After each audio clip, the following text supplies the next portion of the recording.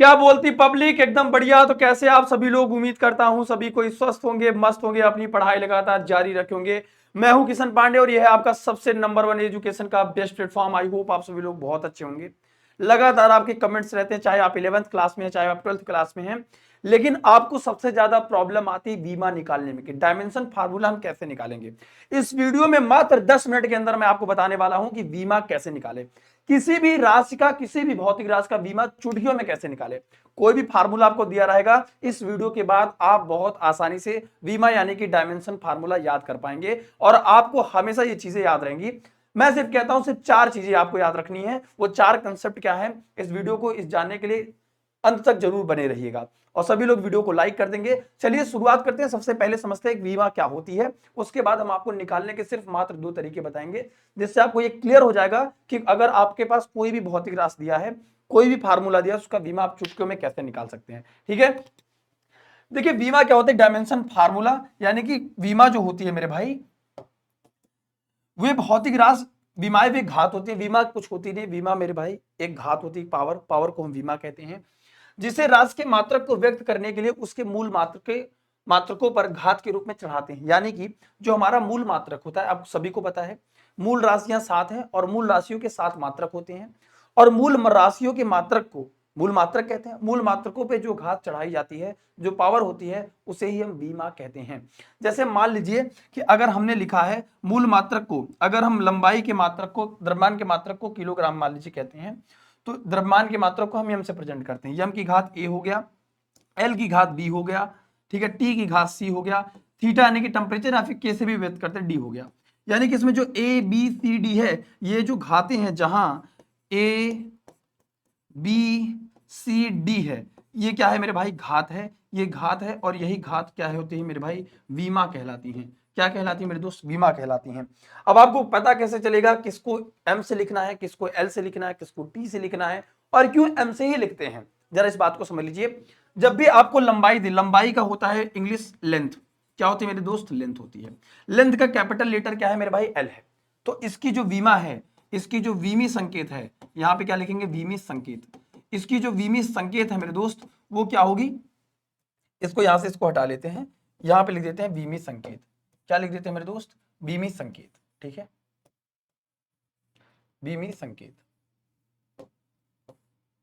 ये मेरे दोस्त क्या है, वीमी संकेत, यानी कि कैपिटल लेटर से रिप्रेजेंट करते हैं। ये मूल राशि है और ये मूल मात्रक है। ठीक है, याद रखिएगा।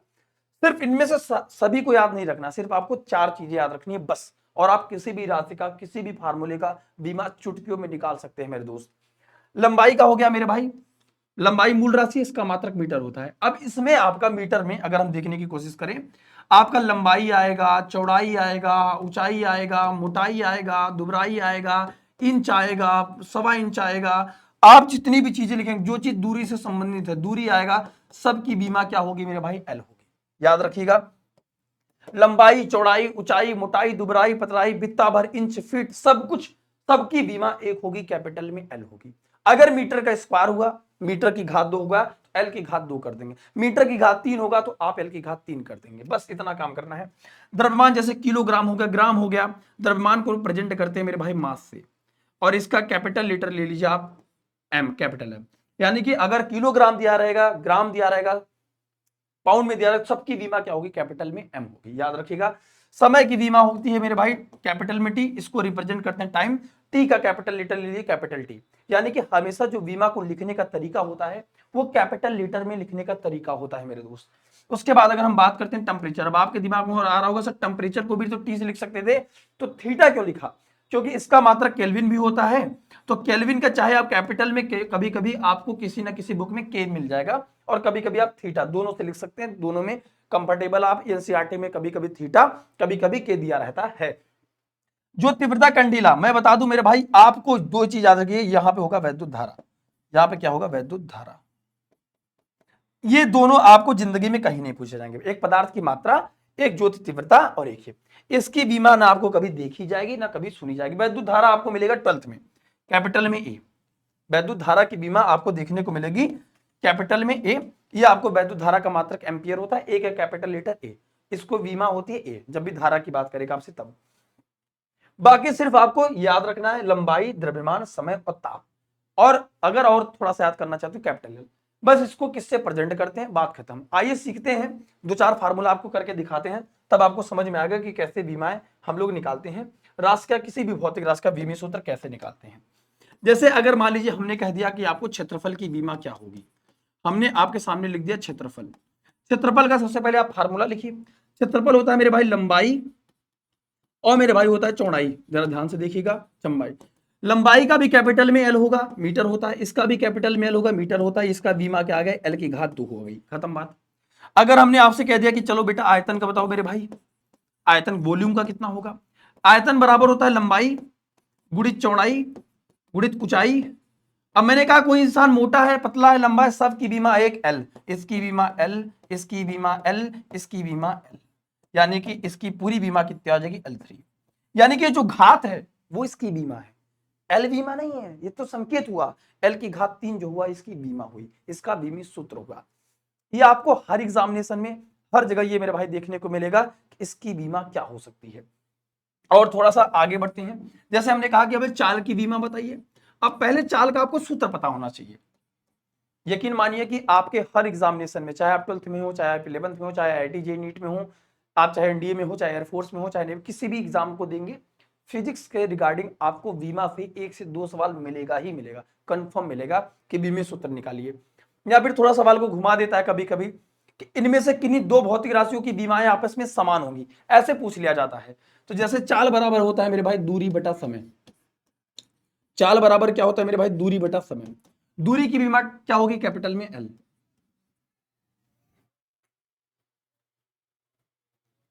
दूरी की बीमा क्या होगी, कैपिटल में एल। और समय की बीमा क्या होती है मेरे भाई, कैपिटल में टी। समय की बीमा क्या होती है, कैपिटल में टी। तो इसकी ये ऊपर चला जाएगा, क्या हो जाएगा, एल टी की घात में माइनस में 1। एल टी की घात में क्या हो जाएगा, माइनस में 1। जैसे आपका वेग का बीमा हो गया, वेग की बीमा बताइए। वेग बराबर होता है विस्थापन, विस्थापन बटे मेरे भाई क्या होता है, समय।